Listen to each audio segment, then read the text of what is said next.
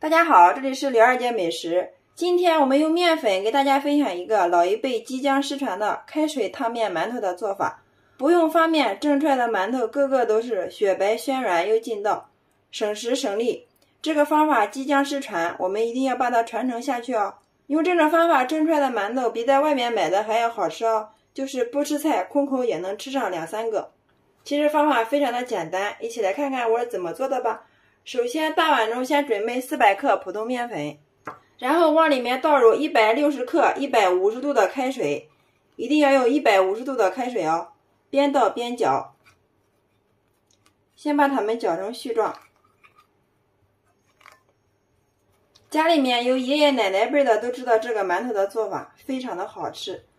搅拌均匀之后，等稍微不烫手的时候，然后我们洗干净小手，下手把它揉成面团。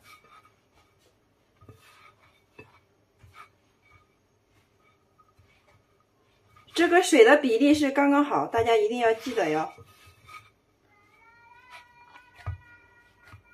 我们一直把它揉成一个像这样软硬适中的光滑面团，像这样就行了。好，先放一旁给它冷一下。另外我们再准备一个小碗，向里面加入30度左右的温水50克，加入5克的酵母粉，加入3克的白糖，促进酵母发酵。用筷子把它们充分的搅拌均匀。我们在蒸馒头的时候，酵母粉千万不要直接加到面粉里面，那样蒸出来的馒头发的不均匀。一定要用温水提前把酵母水化开，就像这样用筷子充分的把它们搅拌均匀，使白糖和酵母粉完全溶解。另外我们再向盆中倒入100克的普通面粉，再把化好的酵母水倒上来，边倒边搅，先把它们搅成絮状。搅成絮状之后，再次洗干净小手，下手把它们揉成一个面团。最后我们一直把它揉成一个像这样光滑的软硬适中的面团，像这样就行了。然后我们再把这2种面团放到一起，再给它揉一下。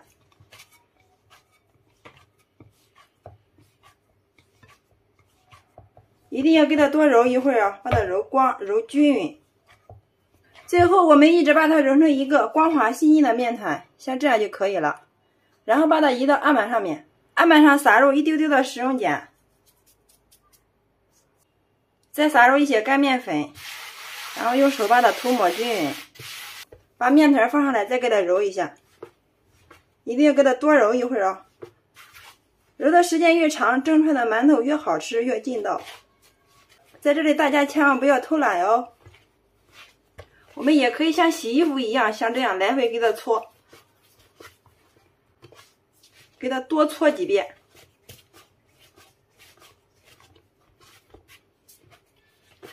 面团揉光揉细之后，大家看一下，表面看起来非常的光滑，像这样就可以，不用醒面，我们直接把它搓成长条，然后用刀把它切成大小均匀的剂子。然后案板上面再撒一些干面粉，把生坯放上来给它揉一下，一定要给它多揉一会儿哦，大概要揉个40-50下，这样蒸出来的馒头才能非常的暄软劲道，口感吃起来特别的美。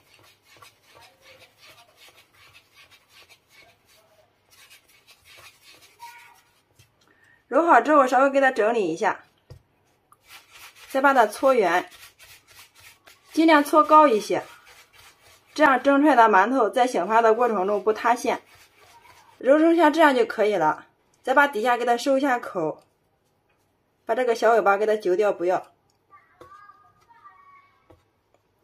再放到案板上面，再给它整理一下，然后案板上再倒少许的淀粉，把我们揉好的馒头生坯放上去，给它滚一下，使生坯表面都均匀的裹上一层淀粉。把馒头的生坯裹上一层淀粉，一是可以防止馒头的生坯外皮风干，二是可以使我们蒸出来的馒头表皮更加的光滑细腻，也能使馒头生坯在醒发的过程中不易粘连。好啦，像这样一个馒头生坯就做好了。馒头生坯做好之后，然后把它均匀的码放到笼屉里面。放的时候尽量每个馒头生坯之间一定要给它留够足裕的空间，像这样就可以。所有的生坯全部放进来之后，然后盖上盖子，放一旁醒发至原来的 1.5 倍大就行了。我们现在的温度是30多度，10分钟就可以了。如果天气冷的话，要把它放到温暖的地方，醒发至原来的 1.5 倍大就可以了。10分钟之后，我们的馒头生坯已经发了，用手摸起来轻飘飘的，个个都是胖乎乎的，像这样就可以了。然后冷水上锅，盖上盖子，开火，上气计时蒸15分钟，好了之后再焖上5分钟，这样就可以吃到香甜雪白、蓬松又暄软的馒头了。好了，这时候我们的馒头蒸好了，然后又焖了5分钟。现在我们准备打开看一下，打开的时候不要一次性打开，先轻轻的给它掀开，漏一下气，这样可以防止馒头塌陷。放完气之后，然后再迅速的把盖子拿开。哇，大家看一下，馒头非常的雪白，个个都是水光肌，一股馒头的清香味扑鼻而来，太香了。用手按一下，非常的暄软，像这样就可以了。然后我们把它取出来，然后再把它们摆入筐中。大家看一下，馒头个个都是水光肌，雪白雪白的。拿一个让大家看一下，哇，非常的暄软。掰开来看一下，哇，里面的组织也是非常的丰富，一股馒头的清香味儿，真的是太香了。先尝一下，哇，真的是太好吃了，馒头暄软又劲道，回味甘甜，比买的馒头好吃多了。用这种方法蒸出来的馒头省时省力，就是不吃菜空口也能吃上3个，太好吃了。自己在家做的，干净又卫生，安全零添加，最主要是非常的实惠，不用发面一次成型，方法真的是太实用了。爱吃馒头的朋友一定要试这个做法哟，保证让你吃一次就会爱上馒头哦。